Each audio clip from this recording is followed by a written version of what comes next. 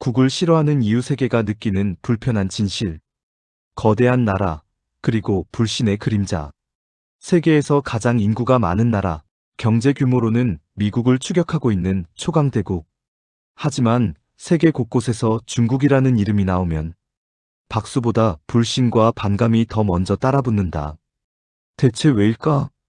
왜 이렇게 많은 나라들이 중국을 경계하고 심지어 싫어한다는 감정을 표현할까? 오늘 우리는 그 복잡한 이유를 하나씩 파헤쳐 본다. 첫 번째 이유, 도덕보다 이익이 우선인 외교. 중국의 외교 정책은 단순하다.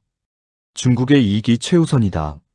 문제는 이 방식이 다른 나라의 주권이나 가치를 무시하는 형태로 나타난다는 점이다.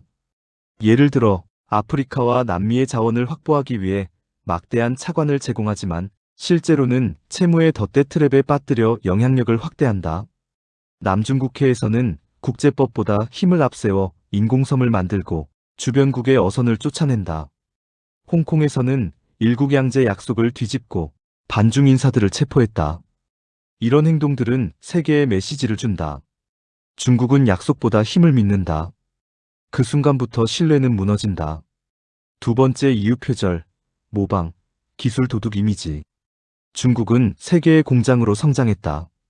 하지만 그 과정은 언제나 논란의 중심이었다. 수많은 서방 기업들이 말한다. 우리가 기술을 공유했더니 다음 해엔 똑같은 제품이 반값으로 나왔다. 스마트폰, 반도체, 자동차, 의류, 심지어 게임 산업까지. 중국의 모방 속도는 놀랍지만 그만큼 창의성보다 복제의 이미지가 강하게 남았다. 샤오미는 애플의 디자인을 닮았고 화웨이는 미국 기술을 무단 사용했다는 이유로 제재를 받았다.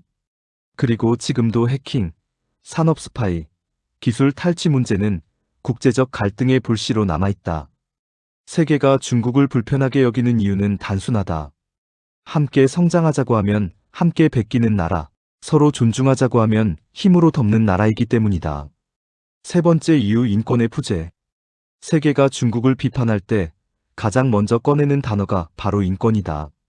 신장 위구르 지역에서는 수백만 명의 위구르족이 강제 수용소와 노동 프로그램에 동원되고 이슬람 문화는 점차 사라지고 있다.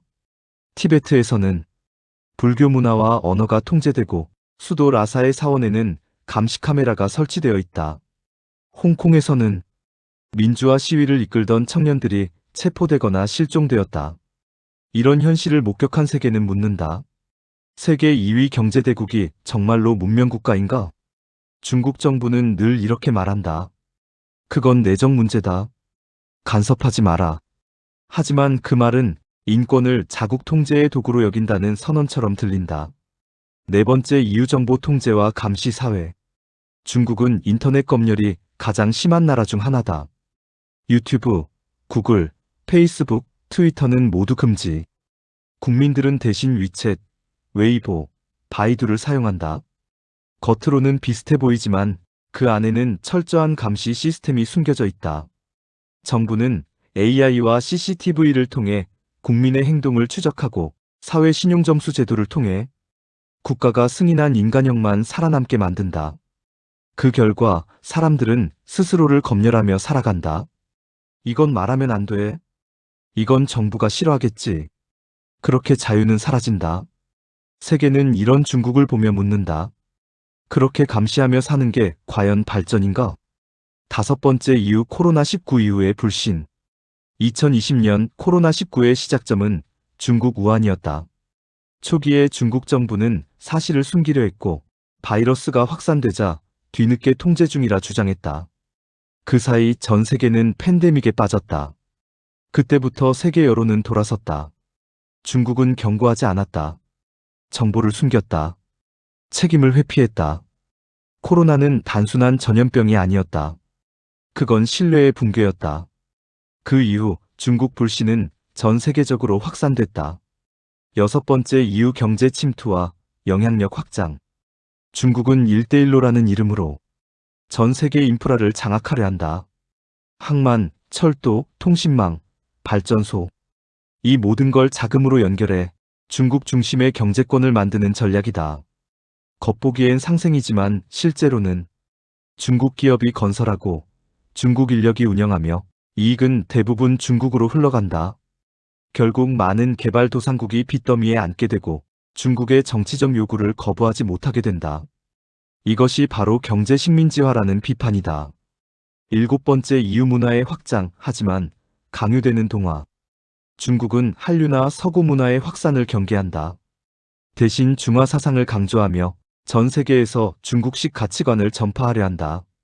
공자학원, 중국 유학생 프로그램, 문화교류 사업 등은 표면적으로는 교육 사업이지만 실제로는 정치 선전의 도구로 이용된다는 지적이 많다. 한국에서도 공자학원 폐쇄 운동이 벌어진 이유가 바로 그것이다. 문화교류가 아니라 사상 통제의 확장판으로 인식된 것이다. 여덟 번째 이유 군사적 팽창과 위협. 중국은 최근 10년간 군사비를 폭발적으로 늘렸다. 항공모함, 스텔스기, 미사일, 우주기술까지. 이제는 미국에 맞설 수준의 군사력을 보유하고 있다. 문제는 이 힘이 방어가 아니라 확장의 방향으로 사용된다는 점이다. 남중국해 군사기지 건설, 대만 해협 무력 시위, 일본 센카쿠 열도 주변 진입, 한반도 주변 정찰 강화. 이런 행동은 주변국에게 공포를 심어준다. 중국이 원하는 건 평화가 아니라 영향력이다. 그 불안이 반중 정서로 이어지는 것이다. 아홉 번째 이유 자국민 중심주의. 중국의 국민성에도 이유가 있다. 물론 모든 중국인이 그렇다는 건 아니지만 일부에서는 강한 중화 우월주의가 나타난다. 해외 여행객이 타국 문화를 존중하지 않고 여긴 우리보다 후진국이야라는 태도를 보이기도 한다. 또한 온라인에서는 중국이 세계를 이끌어야 한다는 공격적 댓글이 넘친다. 이런 태도는 타국민에게 불쾌감을 준다. 결국 국가 이미지를 스스로 깎아내리는 셈이다. 열 번째 이유 언행 불일치. 중국은 평화를 사랑하는 나라라고 말하지만 행동은 언제나 그 반대다. 환경을 말하면서도 세계 최대의 석탄 소비국이고 공정을 말하면서도 검열과 감시를 강화하며 공존을 말하면서도 이웃나라를 압박한다.